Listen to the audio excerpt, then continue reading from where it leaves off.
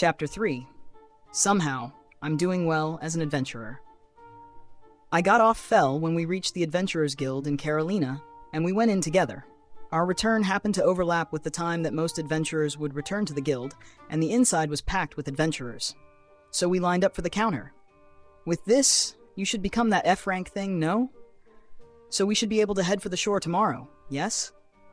Fell asked telepathically. Even if I become an F-rank, I still plan to stay here a little longer. Why? For one, I want to visit Lambert's store, the merchant we saved from those thieves. Then, we leave tomorrow or the day after. Don't be in such a rush, the shore won't run away. That is true, but I always feel so constrained in human towns, and the bedding at the inn is especially bad. Ah, that shed, huh? Fell was a little too big for the kennel at the inn. It was just about big enough for Fell to lie down and have a tiny bit of space left over. It probably felt all the more confined because, in our travels up until now, we'd been sleeping freely under the stars. I do feel a little sorry for him. Ah! Should I spread out your futons in the shed? It should be a little more comfortable then. It should. Please do so. Well, it shouldn't be that long, I think, so just bear with it for a while, please. I'll make some good food for you in return. Understood. Do not forget the good food. Yeah, whoops, it became my turn while I was busy having a conversation with Fell.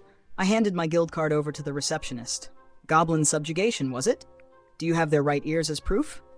Yes. Here. I handed over a bag full to bursting with goblin ears. What? Know this? Huh? Sorry, it looks like you're flabbergasted, but this isn't all of it. I continued to give her another 3 bags filled just as much as the first. A total of 4 bags, with a total of 227 goblin ears inside. Man, am I glad I bought extra bags. Is the receptionist okay? She's not saying a word. The receptionist was peering into the 4 bags, aghast. Are you all right? When I said that, the receptionist came to with a start, saying, "Please wait a minute," before hurrying off somewhere. After a little while, the receptionist returned. "The guildmaster would like to see you, so please follow me. Your familiars too, please." I nodded, sending Fell a telepathic message to follow along. We entered the guildmaster's office on the 2nd floor. It looked a bit larger than a normal room, since it was the guildmaster's office, but Fell only barely fit. I am Willem, the guildmaster of the Adventurers Guild here in Carolina. Willem the guildmaster was white-haired, with a stern-looking face that had many wrinkles carved into it. From his face, he looked to be in his 60s, but he was tall, and his properly trained build said to all that he was still active and healthy. I'm Mukohda. Pleased to meet you. Was it a mistake to take out all those goblin ears at once? The guildmaster called me and everything, after all. That familiar over there is a Fenrir, if I'm not mistaken. Rather than a question, it was more like he was stating his conclusion for confirmation. It really did seem like the guildmaster already knew, so it looked to me like there was no way to bluff him here. Yes, his name is Fell. The guildmaster looked at Fell and whispered in awe, "To think I would lay my eyes on a legendary beast." Yeah, any normal person would be really surprised and react like that if they looked at Fell knowing he was a Fenrir. If we're talking about familiars, I should probably introduce Sui too, just in case. I do have another familiar other than Fell. I took Sui out of my bag and held him up. This is Sui. It's a slime. It seems Sui is special. Unlike a regular slime, it's really strong. A slime is? Yes. I nodded emphatically in response to the guildmaster's question. It seemed like the guildmaster was regarding Sui like a regular slime, but it wasn't. Sui was super strong. Well, you have a Fenrir following you, after all. You probably have a few secrets to keep. Yes, you're correct about that. Well then, let's move on to the reason why I called you all the way here. There was an urgent message from the royal palace. Put simply, it says, "Please spend your time freely in our lands. We swear to never force you to do anything you do not wish. This point has been made thoroughly to the nobles in our country, so there is no need to worry. However, if something happens, we would like to count on your help." Eh? Does that mean I'm free? Neither the country nor its nobles will come after me? It seems like something the king of this country would think up. That guy's the type to throw away flowery words and get straight to the point. Didn't you guys want to be free from worrying about interference? Yes, well that's why he judged it better to have you in this country free than to try and force you to do something and cause you to leave. Just having a legendary Fenrir here is enough of a threat by itself. And it goes without saying what happens if that Fenrir is someone's contracted familiar. So, like that, you are free to do as you wish, but we'll be counting on your help in case of an emergency. Certainly. Even if he wasn't my familiar, if someone was wrecking Fell's home, he'd probably beat that enemy into the ground. Well, even if you say that he's my familiar, he was really just lured in by food. I think he'd probably listen if I asked for something that wasn't that big. Actually, he'd better listen with how much I've been feeding him. Well, honestly, I'm thankful for this, but Fell, what about you? Chapter 3. Somehow I'm doing well as an adventurer. There is no problem. If they will not be bothering us, then it is convenient for us as well. So he says. I see. That's good. We're very thankful that you'll stay in our country. Even if the Adventurers Guild is an organization that supersedes countries, ties are always stronger between guild branches from the same country. It's very reassuring to have you around as one of this country's adventurers. So, with that said,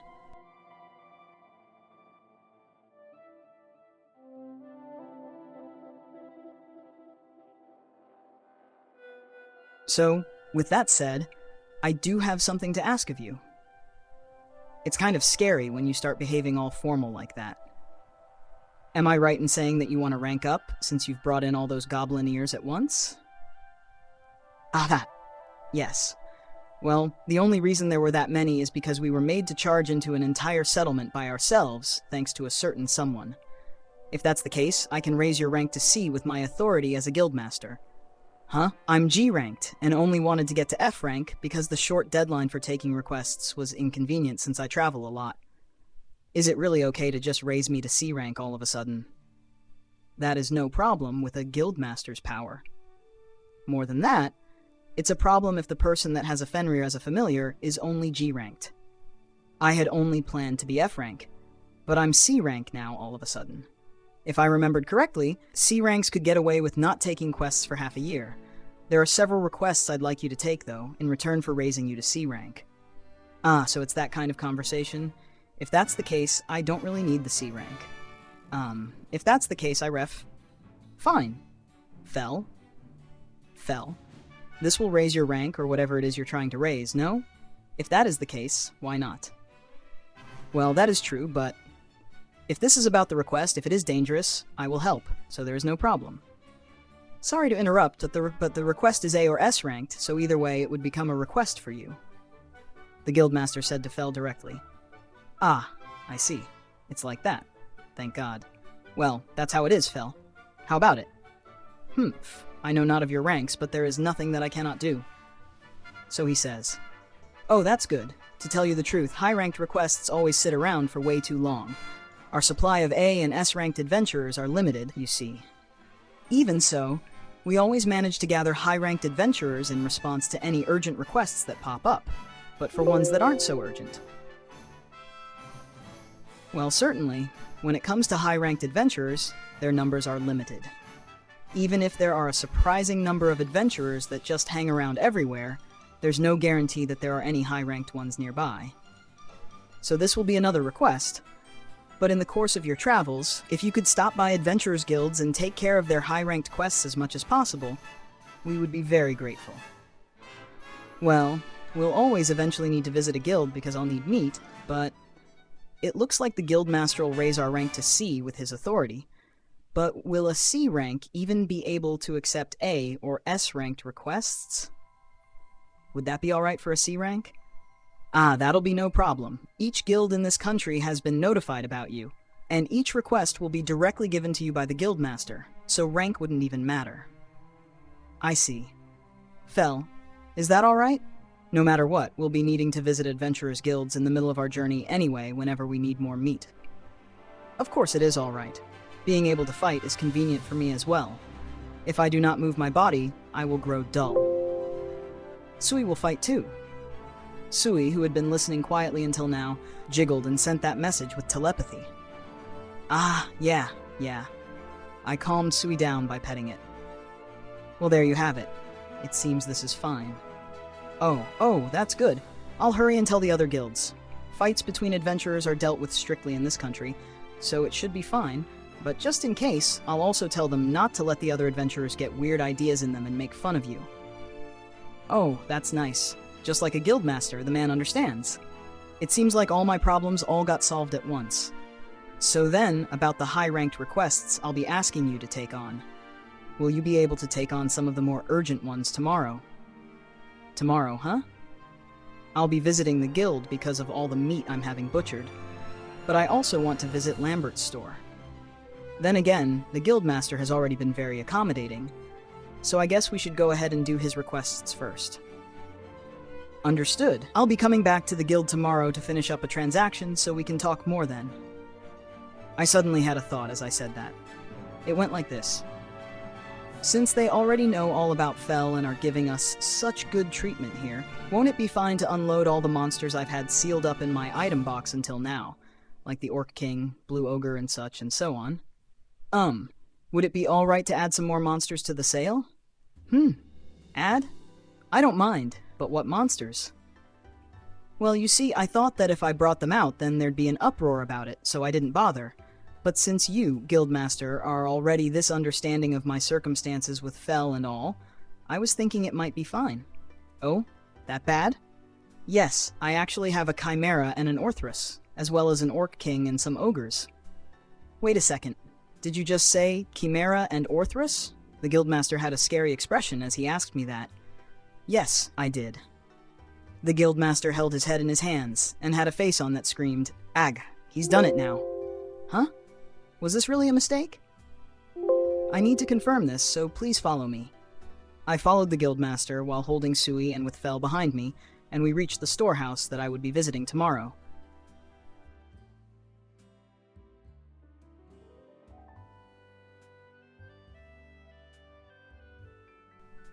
Hey Johan, you free?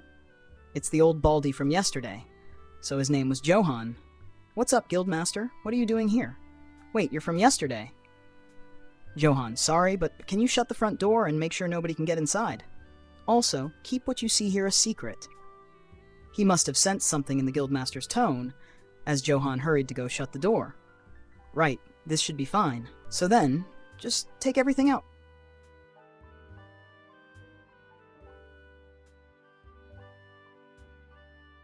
Right, this should be fine. So then just take everything out for now. Just as the Guildmaster asked, I took out everything I was thinking of having him butcher and buy. The Orthrus and Chimera that I was thinking of sealing away forever, as well as 4 ogres and a blue ogre. And after that, an Orc King, Metal Lizard, and Lake Shark, and lastly the evolved goblins that were killed at the settlement earlier today. The King, 3 generals, 2 mages, and 7 soldiers. This is all of it. The Guildmaster and Old Man Johan stood stock still, mouths agape. Sorry, but still, this sure is a sight. Sorry, I'd been saving up all this time and just let it all out. Guildmaster, this is the first time I've even seen a Chimera and an Orthrus. The revived Old Man Johan said, as if it were leaking out of his mouth. Wah, even the seasoned adventurer-looking guild employee, Old Man Johan, hasn't seen these? It's way too late now, but I really should have kept them in my item box. I've seen a defeated Orthrus just once, almost 40 years ago. If I remember correctly, 3 parties of only A and S-ranked adventurers were only barely able to take it down. 3 parties of only A and S-ranked adventurers. Once again, I'm reminded of just how strong Fel is, although the Fenrir himself is lying down yawning like it doesn't concern him. As I thought, we really can't buy this Chimera and Orthrus. First of all, there's not enough money in this guild.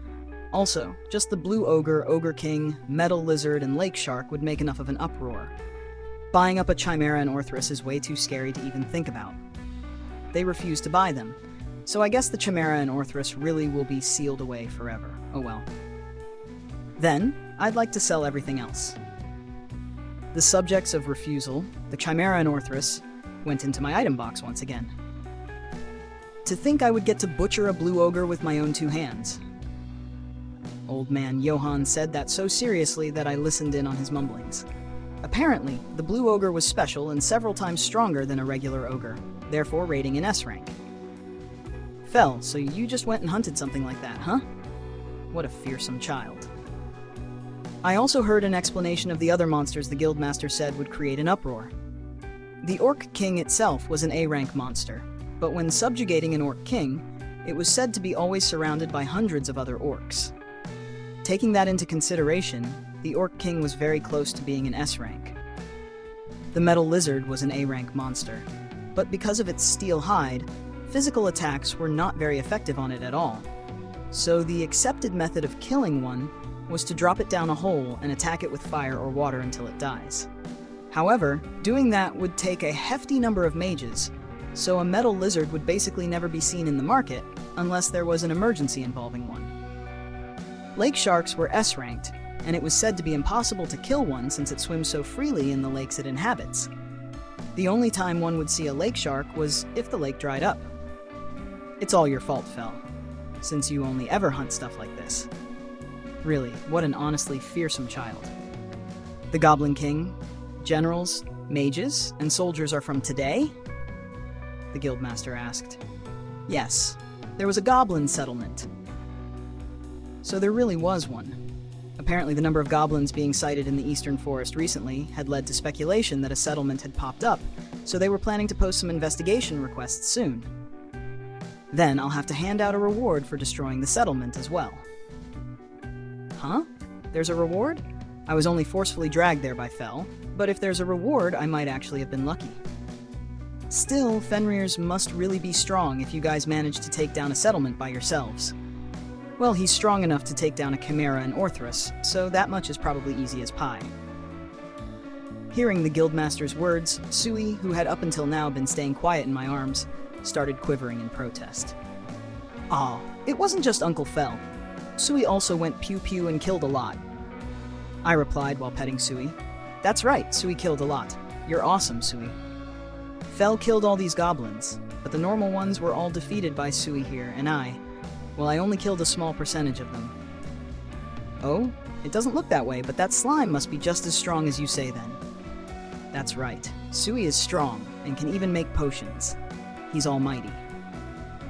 Guildmaster, I was planning to hand over the monsters that guy left here tomorrow, so is it okay if I just take these and hand them over at the same time as well? I'll finish up this batch with super speed and definitely make it in time for pickup. Man, seeing all this really lights a fire in my tradesman spirit. Old man Johann was suddenly bursting with motivation. I'm trusting you to butcher all this properly. Ah, and hand over all the edible meat, please. That's how it is. So can you come back tomorrow? I'll prepare your C-rank guild card and pick out a high-ranked request as well. Understood. I'll come back tomorrow. So the problems from countries and nobles are all resolved, but now I have to worry about high-ranked requests, huh? Well, Fel will be the one doing them, though. I'll just let him do all the work this time, I guess. Hey, I'm hungry. Yeah. You have not forgotten those words, have you? Words? You told me to endure it in exchange for good food. Ah, right. I did make that promise for the while we would be in this town. So you remember? Yes? Hurry up with that good food. Sure. Then I guess we'll just head back to the inn. Now then, what to make? Well, it's not like I have anything but rockbird meat. I'd like something refreshing once in a while. There's only one dish I can think of when it comes to rockbird meat and refreshing food. Bang Bang Chicken. But Fel might still complain if it's just that, so let's make another easy stir-fry as an extra. It'll be chicken and pepper stir-fry. I personally didn't hate peppers. I was actually pretty fond of their bitterness. Since both the dishes were for Fel, I'd be making them with extra meat. First, though, I needed to do some shopping. Tomatoes and cucumbers, and some peppers and paprika. It didn't matter if the paprika was red or yellow, it was mostly there for color. I also bought some other important things, as well as some premium beer as a celebration for some of my problems being resolved. Now then, let's start with the Bang Bang Chicken. Boil the rockbird meat in hot water with some sake and salt. After that, while the boiled meat is resting, cut the tomato into circles and the cucumber into strips. Shred the breast meat of the cooled rockbird by hand, Plate the food with the coined tomatoes at the bottom, the cucumber strips in the middle, and lots of shredded rockbird breast meat on top of that. Lastly, pour a generous amount of sesame dressing on top, and the dish is complete. Tare sauce would be too much effort, so I made do with just the sesame dressing. That might be considered a sort of heresy, though, but sesame dressing is good anyway. By the way, if spiciness is necessary, simply mix the sesame dressing with chili oil. As for the chicken and pepper stir-fry, first put holes in the rockbird meat with a fork before cutting it into large bite-sized pieces. Baste the meat in sake and soy sauce and massage for a bit to help the flavor sink in. Take the seeds out of the peppers and paprika and cut these into about 1.5 centimeter corners. It's okay to eyeball this. Cook the rockbird meat in an oiled pan until both sides are well browned before adding the peppers and paprika. Once the peppers and paprika have been heated to a certain extent, put in a giant squeeze of a tube of soy sauce flavored oyster spice. This seasoning is an incredible treasure that works in both soups and stir-fries. The fact that it's in a tube also makes it easy and convenient to use. I've had it permanently stocked since it's been on sale. Pile the finished chicken and pepper stir-fry on a plate, and done! Wait, you two were actually waiting right behind me? It is not just meat? Just shut up and try it. It's good. Let me see. Chomp chomp. Nice, since he's scarfing it down like that, that means he likes it. Sui was already chowing down while sending me a telepathic message. Master, it's good. Man, Sui is so cute. I treated the Bang Bang chicken and stir-fry as an appetizer for my premium beer. Gotta start off by wetting the throat with some beer. Shh. Drinking like this once in a while sure is great. I took in a bit of the Bang Bang chicken. Yeah, that's good. The sesame seasoning was refreshing and delicious as expected. I took another gulp of beer. Yeah, beer really hits the spot. Now I tried another bite of the chicken and pepper stir-fry. The chicken, or rather, the rockbird meat was great with the peppers and the crisp texture of the paprika. And the flavoring is spot on too. Being able to just splash in a pre-made blend of spices that were designed specifically to be tasty is so nice and convenient. My compliments to the Japanese food industry. While I was thinking that, I took another draft of beer. Ka! So satisfying. I haven't steamed any rice. Well, bread'll do fine. Wait, does Bang Bang chicken work between bread? Let's see. Oh, this works surprisingly well. I had expected the bread to get soggy from the tomato, but it's not that big a problem if you just eat it immediately. Yeah, this works. I threw back more of my premium beer. Just wonderful. As soon as I found myself enjoying the chicken and pepper stir-fry and the Bang Bang chicken sandwich with my premium beer, a voice interrupted me without delay. More. Sui too. Sure. I'd gotten quite used to this, so without any undue rush, I fried up more portions for Fel and Sui, all while managing to enjoy my Bang Bang chicken sandwich, chicken and pepper stir-fry, and beer. How was it? Delicious, right? It was fine.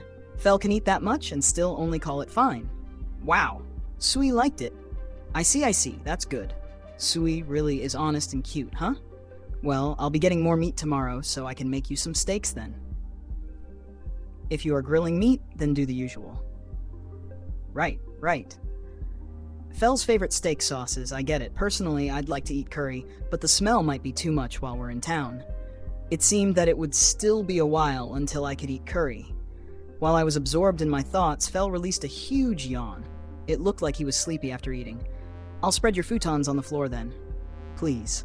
Fel laid down on the futons after I spread them out in the small shed for him. Well then, we'll return to our room. Fel replied with a shake of his tail, as his eyes were already closed. He really was that sleepy, it seemed. Now then, let's go to sleep as well. As soon as I entered the Adventurers Guild, I was shown into the Guildmaster's room by an employee. Of course, Fel and Sui, in its usual spot in my bag, came as well. Now then, just as promised, here's your C-Rank Guild card. I took my C-Ranked Guild card from the Guildmaster. It just looked like a silver card, and it wasn't that different from the G-Ranked card I already had. Well, it might not look all that different, but it's got your rank written all over it. As it happens, it is customary for a new card to be issued once a person goes up in rank. Apparently, ranks F through B get this silver card, but A and S ranks get a gold card. It seemed like the gold card was the proof of being A or S ranked, and having one meant that you were the best of the best as an adventurer. I hadn't even known about card colors until now, so all I could do was give an appreciative grunt. Next is the money you get from selling us all those monsters. Since you've given us some good monsters this time, the guild stands to profit quite a bit. That's why we'll waive the butchering fee. Oh, you're gonna cover it? Thanks. I'll start by explaining what you get for the first batch. That group with the red serpent, huh? The breakdown went as follows. The 5 orc generals went for 12 gold. Other than the meat, the only other usable parts were the testes, just like a regular orc, but apparently they made for an even more effective virility-boosting medicine. The 3 rock birds came out to 24 gold. The harvestable materials were their beaks and feathers. The giant dodo apparently had a magic stone, so with that included, the price was 33 gold. It seemed that, like last time, this one had a stone as well, even though it was only a B-ranked monster. The giant deer did not have a stone, so it was only worth 16 gold. That was the price for its hide and antlers. The A-ranked murder grizzly earned me 87 gold. Its innards, claws, and fur were all in good condition. Its magic stone was also big even for an A rank, so that was reflected in the price. The likewise A-ranked black serpent was worth 88 gold. Since it had been a while since they'd received one, the poison sac, innards, fangs, eyes, and skin all sold for a slightly higher price. The stone on this A rank was also quite big, and apparently of pretty good quality, so that also drove the price up. Lastly, the red serpent was 201 gold. The red serpent is a special variant of the black serpent, and while it was also A-ranked, it was several levels stronger and that much meaner for it. That was why it was so absurdly difficult to kill one, and its carcass was so valuable because the guild would only see one every several years. Its materials were the same as the black serpent: poison sac, innards, fangs, eyes, skin, and magic stone. However, they all fetched a significantly higher price than those from a black serpent. Of course, the fact that the magic stone was so large also drove the price up, but the main reason for the price was that its skin was considered an extraordinarily high-class material, and just having something made of its leather would make one a target of envy. So with all of that, your earnings for the first batch come to 461 gold. Ah, the meat's being kept in the storehouse, so head over on your way back. 461 gold? It turned out even bigger than last time. Fell's our house's big earner, huh? Well, he also eats the most, so I'm happy he's trying so hard. Not to mention the fact that Sui isn't just eating my trash anymore, it's eating regular meals as well. Why is it eating regular meals on top of my trash? It's because Sui started saying Sui wants to eat that too, during meals. Is that a problem? There's no way I could say no to Sui when it's being so goddamn cute. Don't be so coy. You know that already, don't you? Well, that being the case, I'll be needing Fell to bring home the bacon for Sui's sake. And now, let's talk about pricing the stuff you've added on. Thankfully, we've almost immediately found buyers for this stuff. The guildmaster grinned widely as he said that. Ah, I see. All that stuff I brought out yesterday is turning quite the profit. According to Old Man Johan, all of the monsters I brought in yesterday were high-ranking, after all. Then let's move on to the breakdown of these monsters. The 4 ogres were worth 160 gold. Ogre meat was reputed to be terrible, basically inedible really, so the materials were just the horn and hide. The horn was used in a lot of different medicines, and so it traded at high prices. The hide, for its part, made for highly defensive leather armor, and was a favorite. Ogres were B-ranked. Unfortunately, none of these had any magic stones. The S-ranked blue ogre was worth 432 gold. It was a special variant of the common ogre, and its horn was highly prized in its own right as some sort of secret medicine.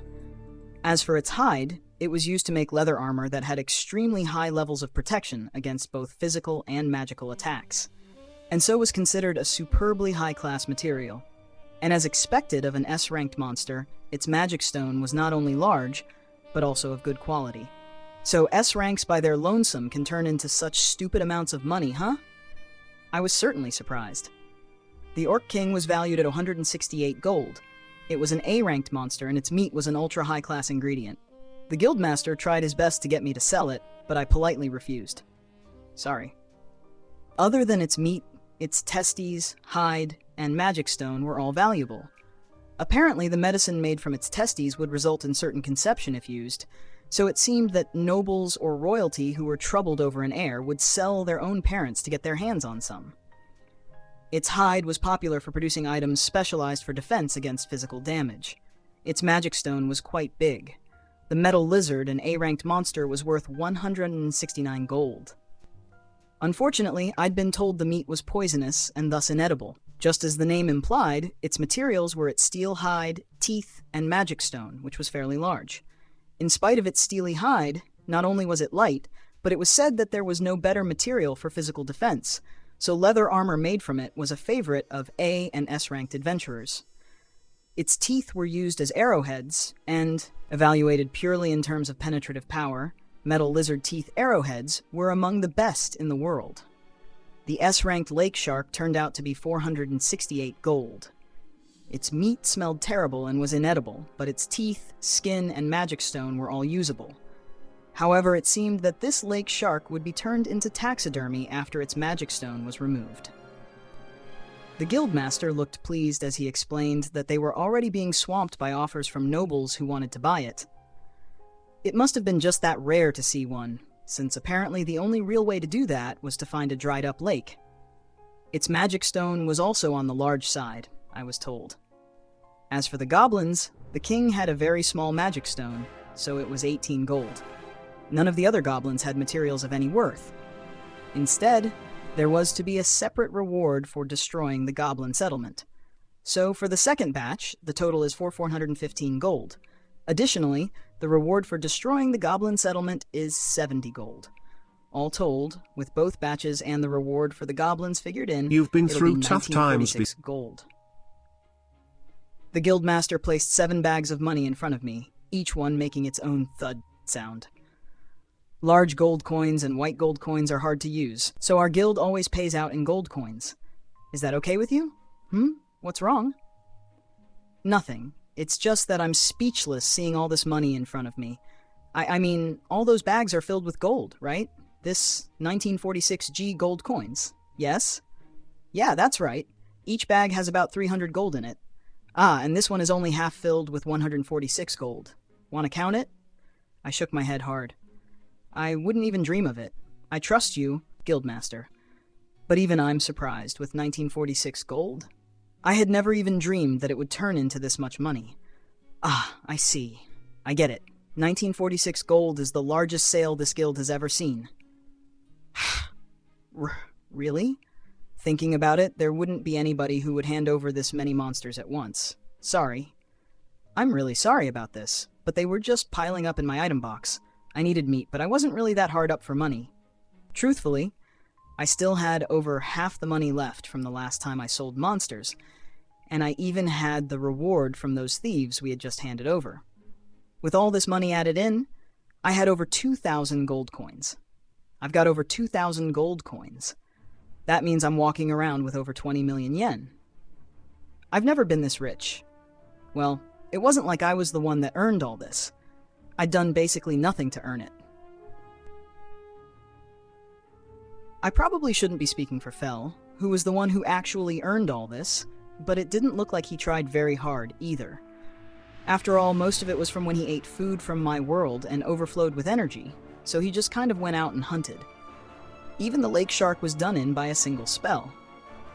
And as for the goblins, he was already done and waiting by the time Sui and I finished up with the regular goblins. Well, all that means is that Fel is amazing, I guess. I really can't stop seeing him as a gluttonous snack hound, though.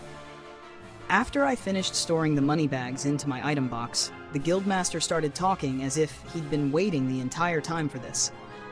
So then, as for the requests, I've got 2 I'd like to ask of you. The first one is to kill a metal lizard, and the other is to destroy a herd of bloody horn bulls. I knew what a metal lizard was, of course, having just sold one to the guild. What kind of monster was a bloody horn bull, though? Having bloody horn as a name sure sounded violent. Since it's a bull, does that mean it's like a cow? A blood-soaked cow. What a dangerous name. Starting with the metal lizard, you can find it 2 days away by carriage at the foot of this mountain. The mountain's name is Pasquale Mountain, by the way. The fact that there's a metal lizard there means that there's some sort of ore or minerals around, but we haven't yet sent in an investigative team to find that out. Well, the area has other mines, so we weren't that troubled by it and left it on the back burner, but there's no harm in having more mines available. The reward for this request will be 238 gold. It seemed that the request had been around for quite a while, but no one would take it, so the reward just gradually increased until today. The metal lizard seemed fine to do. We had killed one before, after all. Well, Fell did anyway. As for the bloody horn bulls, they've herded up in some grasslands to the west, where most new adventurers go to hunt. The newbies appealed to us to do something about it, but they aren't near any roads, so this was also left on the back burner. The reward for this one is 324 gold. Like the metal lizard request, the reward just kept increasing because nobody wanted to take it. According to the guildmaster, the bloody horn bull was a rhinoceros-sized cow with a really violent temperament. Just like its name implied, approaching the herd was a sure way to get stabbed, with 2 sharp horns, and turned into a festival of blood. I was told that, while the bloody horn bull itself was a B-rank monster, since they are so violent and always move in herds, taking one down requires over 4 parties of B to A-ranked adventurers. Otherworld cows sure are scary. To think they'll gore you with their horns just for getting close. Will you take these 2 requests? The guildmaster asked, but I wasn't the one who would be taking them. Fell, were you listening? Want to take them? Of course. There is no way I would not. Well, that is true. We'll take them, guildmaster. I see, that's good. Bloody horn bulls, huh? Their meat is quite delicious. Let us hurry. Fell sure is motivated. Bloody horn bulls are delicious, huh? So they really are like cows? I hope that's the case. Orcs are tasty, but I'd really like some beef right about now. Ah, sorry, but can you take care of the metal lizard first? Oh my, it looks like the guildmaster wants the metal lizard taken care of first. It's fine. The guildmaster said so let's just go get the metal lizard first. It's not like the bloody horn bulls will go away, seeing as how they've settled down in the grasslands. It's probably better to save the best for last anyway. What do you mean? Don't you want to try grilling their meat and using that? By that, you mean? That? Yes, exactly. That thing you like that goes so well with grilled meat. Heh, sounds delicious. I knew I could convince the steak-loving Fell like this. Ah, guildmaster, we can keep the bloody horn bull's meat, right? Of course, the monsters you hunt on these 2 quests are yours, but bloody horn bull meat is popular as a delicious high-class ingredient. I'd like it if you'd let the guild buy half of it. We'll even buy it at a slightly higher price, so if possible. So we'd keep half for ourselves and sell the rest to the guild. I guess that's fine. I'm not sure how many there are, but since there's a herd, there should be quite a few, I think, and each one is quite big as well. Either way, I'd be able to get my hands on a lot of beef. Then we are going to kill the metal lizard. No, wait a second. No matter how fast you are, Fell, if we left now, it'd be in the middle of the night by the time we got back. They'll have closed the gates, and we won't be able to get in.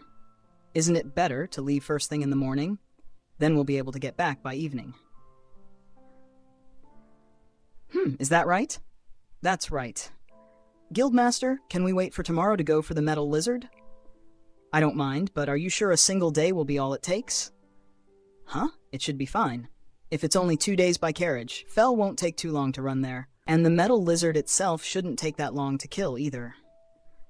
Fell, how long will it take you to kill the metal lizard?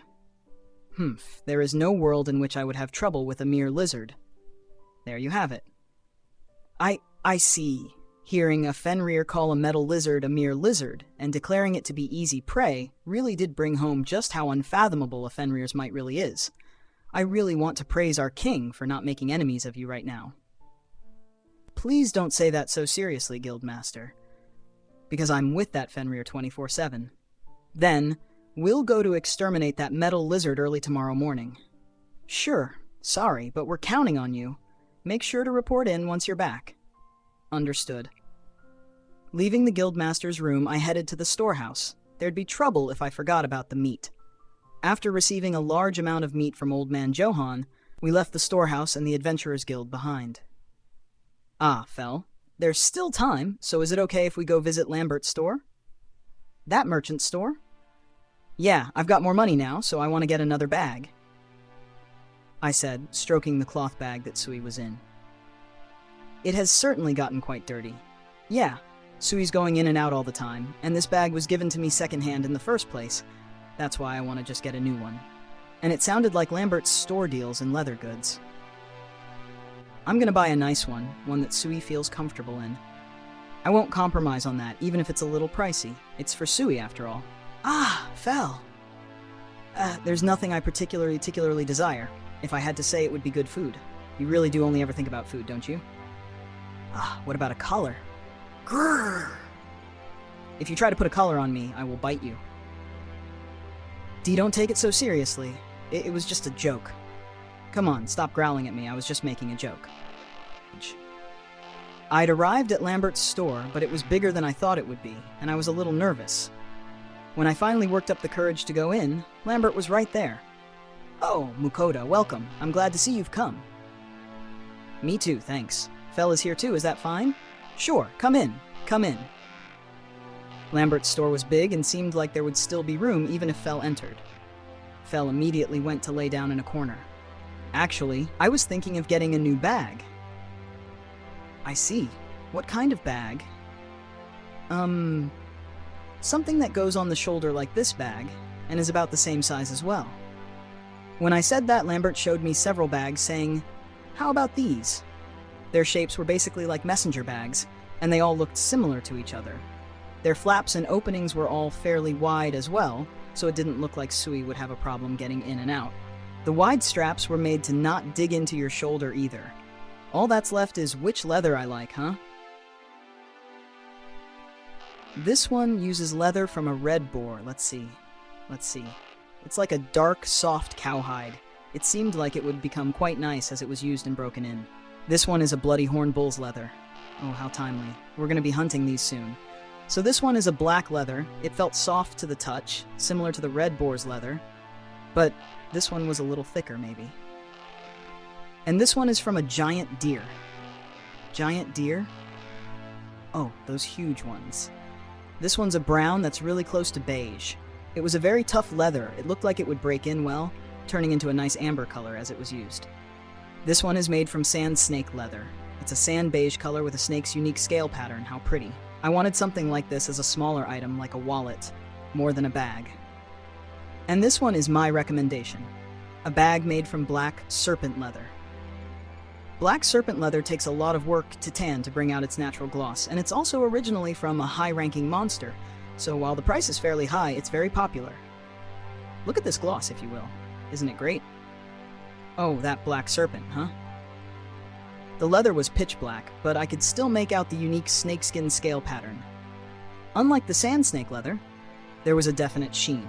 It really felt like a high-class item. I would also have liked this as something smaller. Every one of these is fantastic, Lambert. Thank you very much. Every single one of these is a proud piece of ours that our craftsmen have poured their blood, sweat, and tears into. So how are the prices on these? The red boar leather is 2 gold, the bloody horn bull is 5 gold, the giant deer is 4 gold and 5 silver, the sand snake is 8 gold, and the black serpent bag is 17 gold. Lambert did say that it would be rather expensive, but the black serpent bag really cost a lot. The sand snake bag was also expensive, but that seemed to be more because it was made in the south of this country, so the price reflected transportation costs. Besides that, though, it also looked like the snake leathers were popular because of their unique scale pattern. The black serpent and sand snake leathers exuded so much of a high-class feel, in fact, that they did not seem suited for daily use. To use it to carry Sui around everywhere, every day, these seemed a little... I'd want it if it were something small, like a wallet, though. The red boar leather is great for daily use, so I would recommend it for that. Bloody hornbull leather is pitch black and is known for its softness, so it's also easy to use. If you're splurging for a celebration of some sort, I'd recommend this one. Other than that, the giant deer leather is hard at first, but once it's broken in, it becomes very flexible and changes color as well. So if you're planning on using it for a long time, then this is my recommendation. I see. Personally, I'd prefer the giant deer leather, but that might be a bit too stiff for Sui to enter and ride in. If it was just for me, I'd take the giant deer though. Thinking along those lines, it would have to be either the red boar or the bloody hornbull. Lambert, can I let Sui— I meant my slime familiar out for a minute. A slime? Lambert put on a mystified face that said, "Why the slime?" Actually? I let Lambert look into the cloth bag. I see. It's to put your familiar in. If that's the case, then the soft leathers like the red boar or the bloody hornbull would be good. Yes, that's what I figured as well, so I was thinking of letting the familiar itself pick. I scooped Sui up out of the bag. Sui, which bag would you rather be in? When I asked that, Sui jumped out of my arms and into the red boar bag with quick movements. Sui likes this one. Lambert, sorry. No, it's fine. So will you be taking this red boar leather bag? Yes, please. Also a scabbard for my knife, I said, explaining to Lambert that I wanted a scabbard to hang my knife from my belt. If that's the case, how about this? What Lambert showed me was a giant deer leather belt with an attached scabbard. This is nice. This is exactly what I'm looking for. It feels so good to touch. How much? The buckle took a bit of craftsmanship, so it'll be 6 gold. Just as Lambert said, when I looked closer, the buckle was finely worked. So it's expensive because of this intricate detailing. What should I do? I do have a lot of money now, right? Let's buy it. I'll take it. Thank you very much. After that, I had a look around the store at Lambert's invitation. My eyes caught on to a sand snake leather wallet. This looks good. It was a simple hand-sized wallet made to hold this world's coinage. The scale pattern stood out even more beautifully than on the bags. I might want it. Do you like it? It uses sand snake leather, but since it's small, it's only 1 gold and 5 silver. The scale pattern stands out especially beautifully on this one, does it not? 1 gold and 5 silver. To hell with it. I'm buying it. I am. I'll take this too. As I kept going around the store, I reached the section where the shoes were lined up. So you stock shoes here as well? Yes. They are leather products after all. Shoes, huh? I took a look at my feet. I saw the cheap leather shoes that I had gotten from a chain store and had been wearing ever since I came to this world. I had been walking all over on unpaved roads and mountain paths, so they were greatly worn down. I could have just bought sneakers with my skill, but they would stand out to anyone who looked at them. I guess I should wear stuff from this world. I decided to buy a pair of red boar boots that reached up to my ankles and cost 1 gold and 5 silver. A bag, belt with scabbard attached, wallet, and boots come out to 11 gold. But you can have them for free. Huh? Free? Huh? What? Mukohda, you saved my life, and I also heard from Lars. The meal we ate was made out of really expensive ingredients. To think that it was black serpent and rockbird meat. I am sorry. No, we've been eating that stuff constantly. More than that, I can't just accept such quality goods for free. I can't take money from my life savior, although I will have you pay the next time you come. Ha ha ha. Lambert, thank you. If that's the case, I'll gratefully take you up on it. 11 gold became free. Thank you. Saving people really is worth it. I'm changing the topic, but I have something I'd like to ask of you, Mukohda. What could it be for a merchant of Lambert's level to need advice from me? If you had black serpent meat, that means that you hunted a black serpent, yes? Yes, although it was Fel, not me. I glanced at the napping Fel as I spoke. If you have a black serpent on you, would you mind selling it directly to us? Too bad, I just sold it off to the Adventurers Guild. I already sold it to the Adventurers Guild. I see. That's too bad. You see, normally we merchants would have to buy from the Adventurers Guild to get monster materials, but right now we're all short on black serpent skin.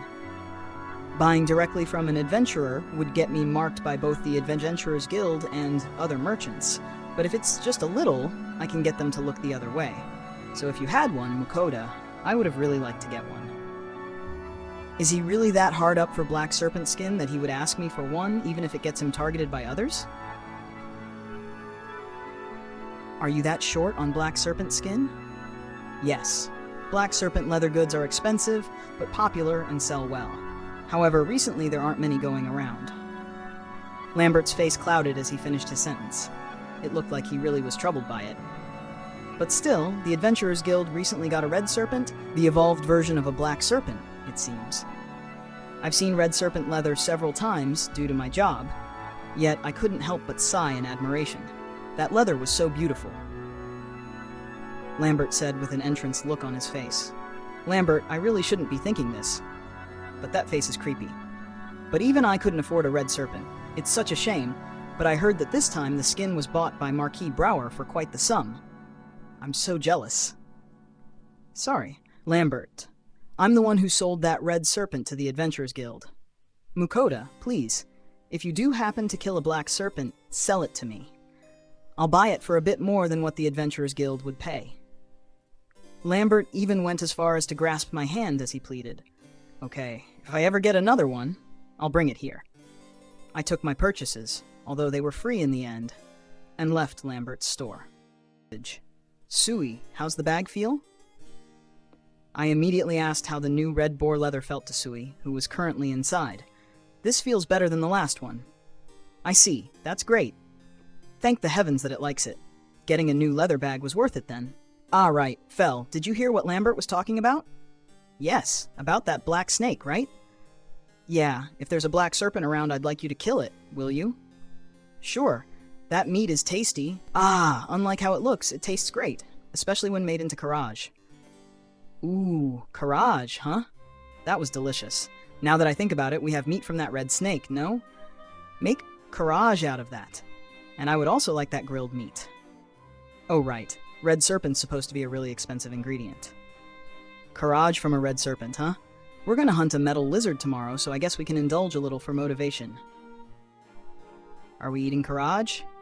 Sue loves karaage. Yay. Sui's also saying it wants karaage. Guess I've got not choice anymore, huh? But I want to buy some new clothes before we head back, so we're stopping by a store. I had money now, so I wanted to shop a little more. I could just buy socks and underwear with my skill, but obviously I couldn't do that for my outer clothes. I could buy a sweatshirt and pants, but of course that would really stand out. So we stopped by a clothing store before returning to the inn. I searched high and low, but it didn't seem like dyeing techniques were well developed, and everything was of subdued color and designed similarly.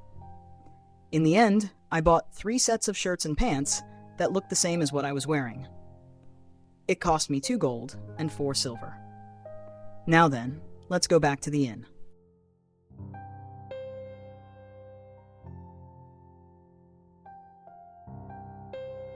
I started preparing to cook as soon as we reached the inn. Now then, let's make some karaage as per Fel's request. I had a lot of meat right now, so I was thinking of using a lot of different meats, not just red serpent.